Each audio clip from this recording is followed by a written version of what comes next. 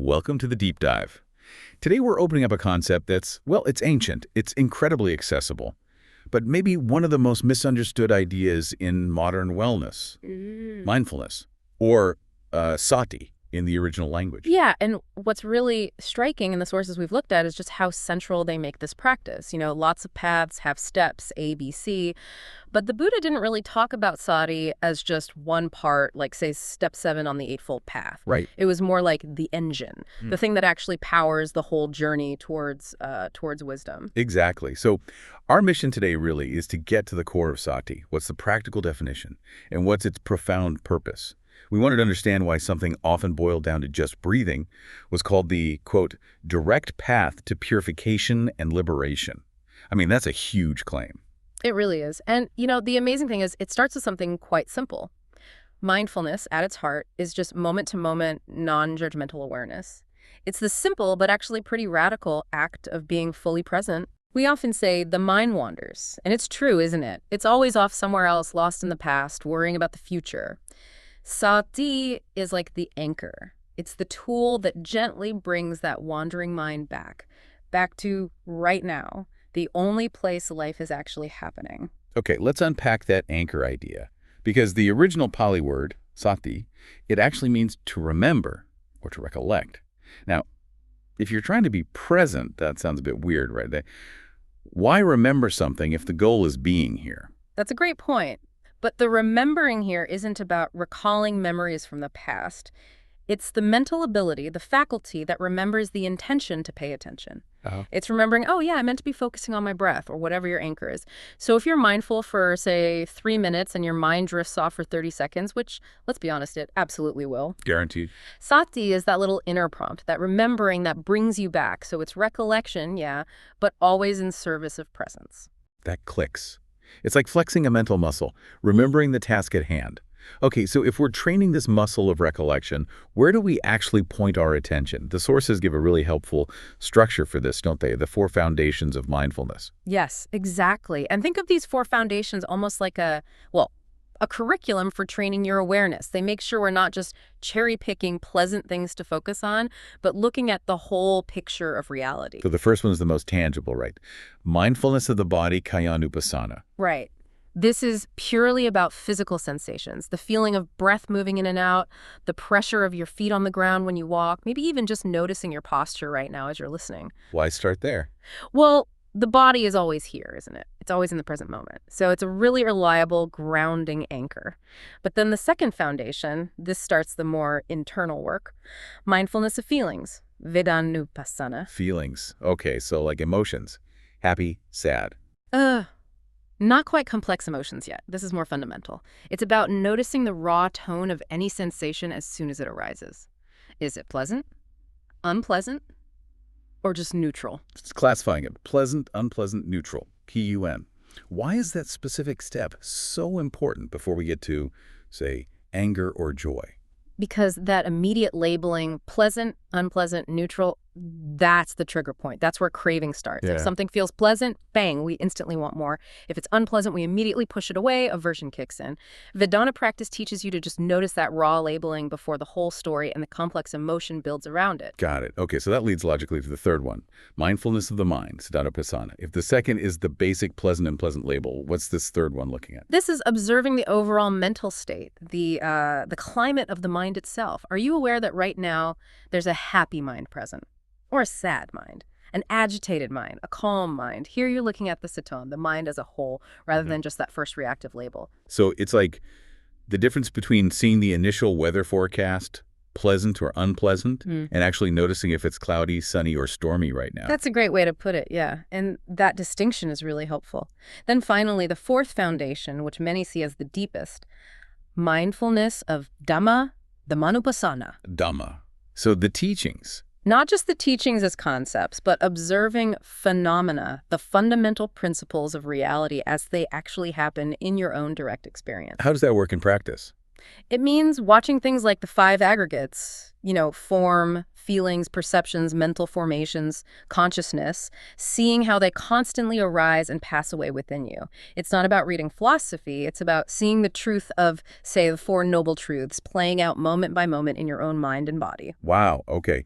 So putting these four together, body, feeling, tones, mind state, and phenomena, the big goal seems to be just observing all this stuff without getting sucked into it, like stepping back. Exactly. Shifting from being this, frantic participant caught up in the drama to becoming a clear, steady witness.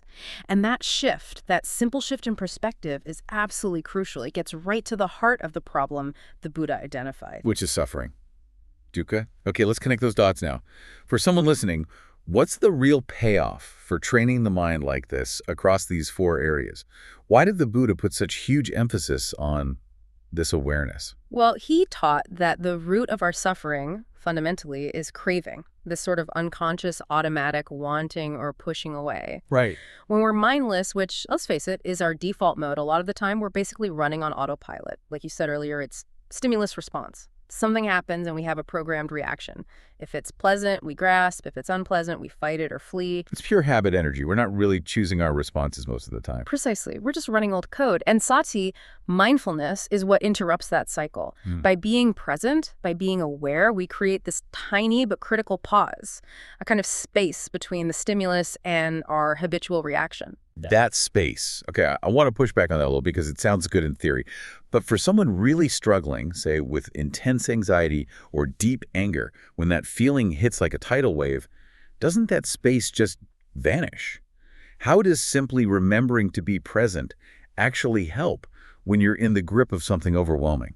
Yeah, that's a really important and fair question. The space isn't something you magically conjure up perfectly only when the crisis hits. That's not realistic.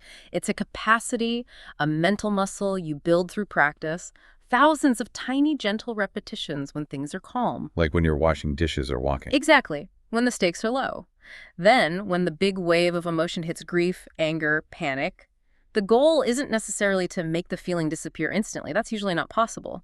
The goal is to notice the quality of the reaction as it's happening. How so? Instead of just being anger, completely consumed by it, you might manage, even for just a split second, to notice, there's intense heat rising in my chest. There's tension in my jaw. My mind is labeling this anger. So you're observing the components of the anger, rather than just being swept away by the label anger. Yes. That tiny act of noticing, of labeling the components, feeling of heat, thought of unfairness, urge to shout, that is the space. Even if it only lasts a millisecond, it's the recognition, okay, anger is present in me right now, but I am not solely this anger.